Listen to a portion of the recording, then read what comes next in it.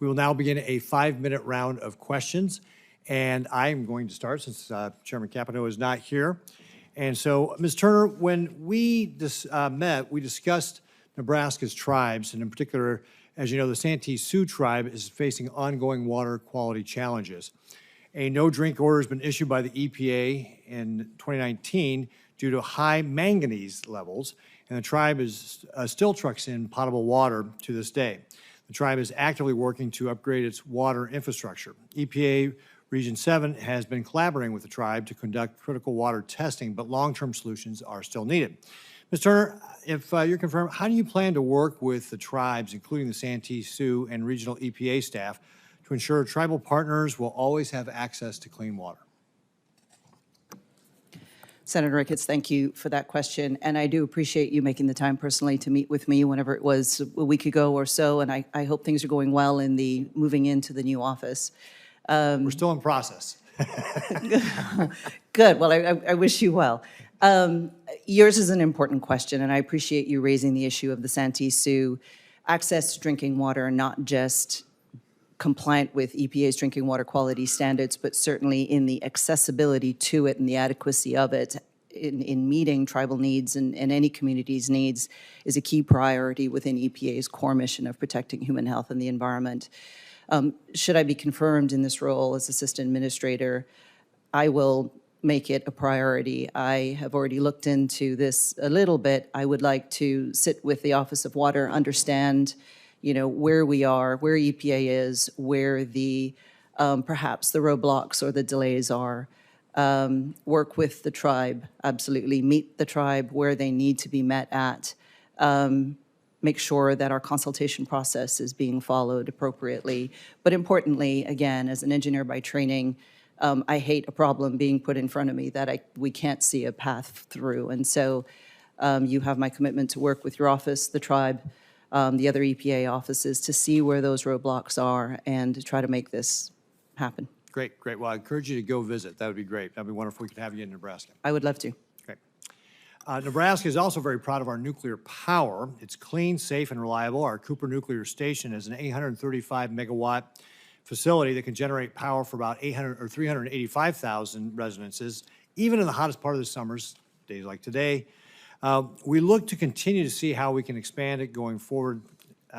Nuclear energy is a vital part of America's all-the-above energy future. Last year, I voted for the Bipartisan Advance Act to support this. President Trump recently issued 4 executive orders designed to bolster domestic energy development and supply chains and accelerate regulatory timelines for nuclear technology licensing. Chairman Wright, you have been very involved in the implementation of the Advance Act. You mentioned that in your opening remarks. Working to streamline the licensing process so that licenses are not, as you have said, the long pole in the tent. Between what Congress has directed and what the President has directed, the NRC has a clear goal. Chairman Wright, how important is the streamlining process to deliver on the whole of government directives, and what can Congress do to be able to continue to help you? Senator, thank you so much for the question. So, first off, the whole of government approach is necessary. I mean, it's all about energy security and energy independence, and making sure that we have the power that we need to do the things we need to do in this country, and quite honestly, around the world as well.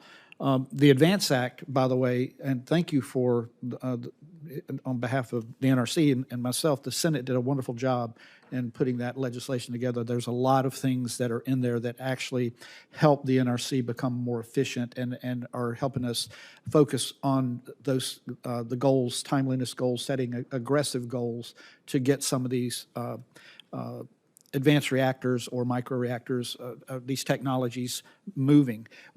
We're ahead of the curve on this. The advanced reactor side of our house that is being remodeled is actually a shining star. We've got 25 vendors that are before us right now in some form of early engagement. We have another 5 that have already gone through the process. You've got NuScale that's gotten their design certification already. They can go to market. You've got TerraPower that's 2 months ahead of schedule. You've got Kairos that's gotten 2 approvals from us, and they're turning dirt at Oak Ridge. You've got Dow Chemical and X Energy that are have an application before us for 4 of the XC100s. and they're moving forward, but they just came in a couple of months ago.